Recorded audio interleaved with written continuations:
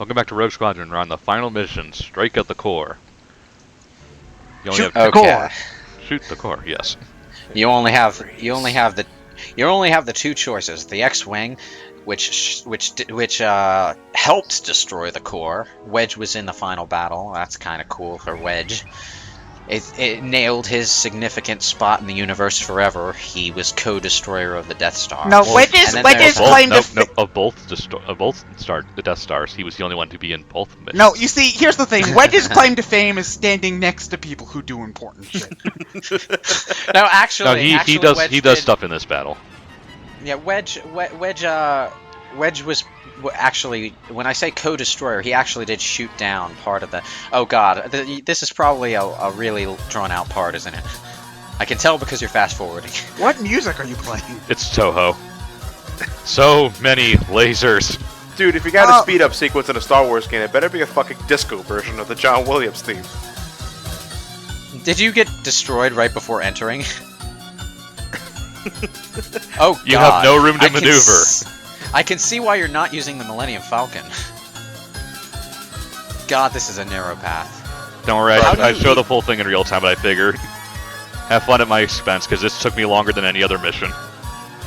How do you even do this as the Millennium Falcon? I don't know. Oh man. So are you just gonna be speeding this up the entire part? No. So I'd imagine playing as the Millennium Falcon is like the hard mode. Yeah. Because you're like three times bigger. We're not going to see this in real time until you're successful, then I guess. Yeah. I figured you'd like to see me failing a lot. This is actually more realistic of a Death Star than I expected, because you know how the original Death Star was just sort of a really patchwork, squarish, round thing. Return of the Jedi's had like way too many gun turrets on it because... Well, they didn't want it to be taken out by a single starfighter. Why didn't they just try to fly in one of the not finished parts? Oh, I'm just gonna fly directly towards the parts that have all the ships on it. No, go into the broken parts. Go that way. Well, you're trying to make it as fast as possible. Well, yeah, there's this one particular exhaust port that you need to fly down, and that's what you're aiming for. But I imagine it's a lot harder to fly straight at it than to navigate through the cannons, because then the cannons are all just shooting at you as you fly straight in. And here you're only dealing with a certain amount of cannons at a time, because otherwise they would shoot themselves. Yeah. So it's a disadvantageous situation, but at the same time, it's the least disadvantageous situation. It has been confirmed this thing is more pimped out than the initial Death Star, was it? Yes. Yeah, it was, but it also wasn't finished. No, here's the thing. Here's the thing that always... He said it was fully operational. No, here's the thing that always confused me about Star Wars, because in Episode 3 they established, okay, we're just starting on the Death Star. No. There is reasoning for that. What? They were building multiple Death Stars. They were? Yeah. Yeah, they always wanted to build multiple. That was just the first one they completed. They weren't going to rule the universe with one space station. Well, no. it still took them 20. It still took them 20 years to finish one. Well, no, they started the second one shortly after they started doing the first one. Yeah, Still, they had multiple construction projects. I'm pretty sure somewhere in the extended universe, other Death Stars were being made or were partly completed or something at some point. Because that's just at the point. If everybody can blow up if everybody starts blowing up the Death Star, you know, they become meaningless. You know, so you can only really have a couple of them. But yeah, you lose one, you learn the weaknesses, and they probably just altered their construction plan for the second Death Star to compensate for that mid-construction. Hence all the added turrets and. I'd put turrets in the inside of the exhaust port, or you know, like a blast door or something that they can open the blast doors. Open the blast doors. Well, there's a problem with that. Here's the thing, okay? there are plenty of turrets on the outside protecting the pathway into the generator, but the exhaust port itself still has to be an exhaust port, which is a clear path for exhaust to flow out. No, you can't but if you put excess technology in there, otherwise it's going to either ruin that excess technology, otherwise the turrets would eventually just get killed by the system itself. well, You have no idea how tempted I was to just edit in Andros for this. Or you'd clog up the exhaust and it would compromise the entire system's integrity. Well, no, I'm not talking about like. Well, then drop turrets. Just put in a blast door then that you'd close in case of Starfighter flying through it, and then and then they ram into it, blow up, and you can open it again. That is a good idea, in theory, but it would also require multiple exhaust ports because the Death Star needs to continue expelling its exhaust while one of the exhaust ports otherwise is it closed. implodes. Well, no, it Yeah, would. otherwise, closing it for a minute wouldn't do anything, would it? If I go down, I'm taking you with me. Something of the Death Star's caliber, I'd imagine it would be catastrophic. Oh god, you actually do need to take this at high speed now, don't you? Yes. Oh fuck. Yeah, that's Millennium Falcon is Believe in oh, yourself. God. Trust your instincts. Hang on, look at the Millennium Falcon. It's tiny. It's like the same size as your fighter. Yeah, but when you plays it, it's like 3 times bigger. What? They probably made it smaller so that it was easier for it to process on screen. Easier to render. Yeah, I guess it is harder to notice the size of it when it's not close to the camera. It probably just looks further away. But, yeah, that's kind of a slight laziness on their part. They gave the AI version of the Millennium Falcon an unfair advantage. Probably so that they didn't have to write a different AI script for the Millennium Falcon while it's flying through this, I'd bet. Yeah, quite possibly. Lord Vader, we put a lot of money and effort into this. It'd Yes, really sir. suck if someone blew it up.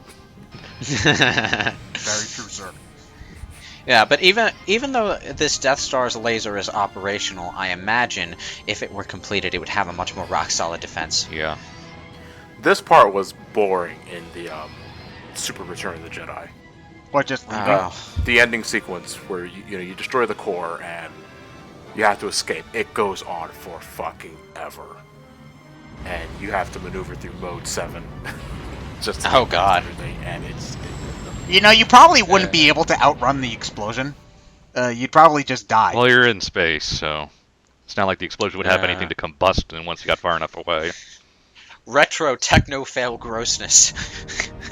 Hooray, we defeated the Empire.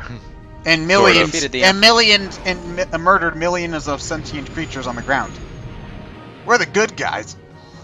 Oh god, no, they added the We special so edition free! celebration scenes. They added the special edition celebration scenes. I don't know why, but I just hate these. I don't have any issue with them, really. Like, Jar Well, Jar you know what I hate? notwithstanding, everybody's happy about the Empire being gone for some reason. But you know what? It's not even the scenes that bug me, it's the music that comes with it. Because I really liked the tribal celebration song that the Ewoks did after the Death Star was destroyed. Oh, no. No, the original one. Yeah, that's no. The original is Yeah. Yup Yup. Yeah, No, the it isn't. original, Yeah. Yup. The special edition track is the one that I really like. Oh, okay. Well, I guess it's partly familiarity on my part because I grew up with VHS tapes that weren't special edition. For me, the Yup is just incredibly. Yeah, I don't like that song whiplash. either. I like the special edition credits theme more, actually. Well, not credits. Not theme, credits but theme, the celebration theme. ending theme, yeah. But of course, those come packaged most of the time with the wrong Anakin actor.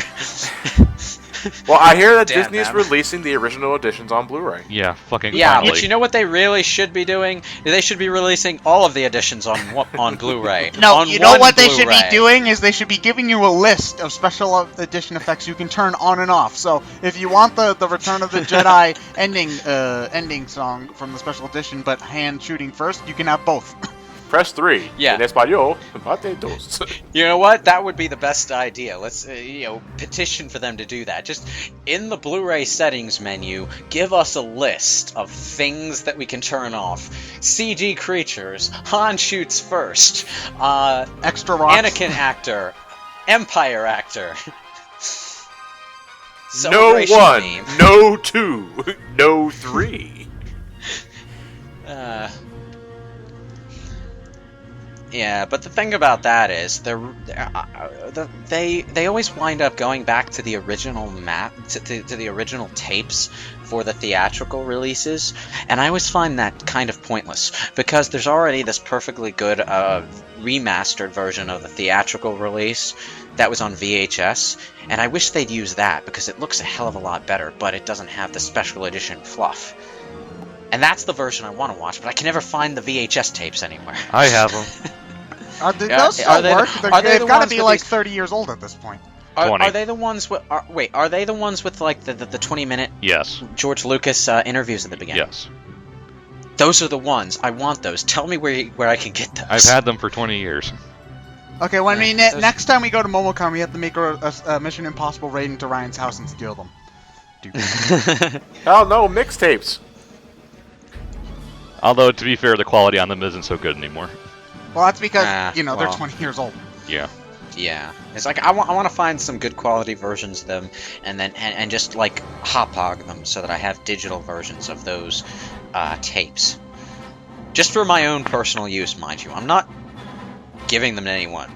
Don't bug me for them.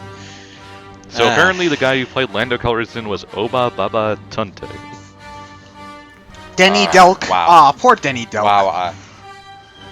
That sounds like Rob Paulson was in this. Yeah, Rob Paulson. Yeah, that's. Oh, Tom Kenny. SpongeBob was in here too. The hell. Richard Doyle is Transport Captain 1. Man, you're better than extras. Soldier Why are you A. just an extra? Yeah, Soldier Tom A. Kenny. This was SpongeBob in its prime. How much money? You didn't need to do this. Soldier A. Soldier A. The unsung Sung hero of anime. Episode should have Take actually put on his SpongeBob voice during the Rebel Assault. Are you feeling it now, Mr. Wedge? Hooray! We destroyed the Death Star! We should be able to get ratings on that shield up or down. There's actually a guy on this list that his name is Hayden Blackman. I just I get this funny idea he's actually white though, and that would be actually kind of amusing. So this game does look fun. If I find it, okay, now I got to do the Amazon search to see how much. It's probably pretty cheap. Yeah, because if I find it in a bargain bin for it's $10 a fun. or less, I'd It's a fun little kind of time waster in a way. Yeah, if I can get it, I'll probably get it. Yeah, I have a GameCube and no GameCube games in present ownership. So. What? Amazon is saying $60. So used? That's not terribly bad. It's no Fire Emblem Path of Radiance, I'll say that. Oh, okay, yeah, hold on. Okay, wait, hold on. Used is showing significantly less. You could probably find a bargain bin for $10 or so. Yeah. So if you find a shop that still sells GameCube games. This is the one you want, though. The first one on the N64 is alright, but looks like an N64 game. The third one has a whole lot of on-foot missions that suck. So this is the one you want. Yeah, this is the Rogue Squadron game you want to play the most. And a really top-of-the-line Star Wars game. From front to back. They just don't make them like they used to. You never know. I mean, with the new trilogy coming out next... It's exclusive to EA. What do you think is going to happen? Well, you do have to... They're at least going to be... responsible for... who was under the Knights of the Old Republic games? That was BioWare. When they were good. BioWare is the first one. BioWare is the first one. I think Obsidian did the second one. Some other company did the second one. And is BioWare any good anymore? Off and on, depending on how much EA leans on them. Like Dragon Age 3 looks pretty good. It's Star Wars, so Dragon they'll probably Age lean on them a lot. Yeah, but here's the thing, though. They only ever really suck when they rush out a game. Like Dragon Age 2 came out like a year or two after the first one, and it was obviously really stock rehashed stuff all over the place. But when they're actually given the time, they come out with great stuff. But even when they come out with great stuff, there are obvious budget aspects to their games, so I wouldn't call them one of the best developers out there. And enjoy your retirement, George. Yeah. Well, anyway. I wouldn't be surprised that guy has a functional X-Wing. Dude could afford it. Probably. I wouldn't be surprised. Well, that was fun. I'll definitely be picking this one up sometime. I want to see what the Millennium Falcon plays like, though. As did I.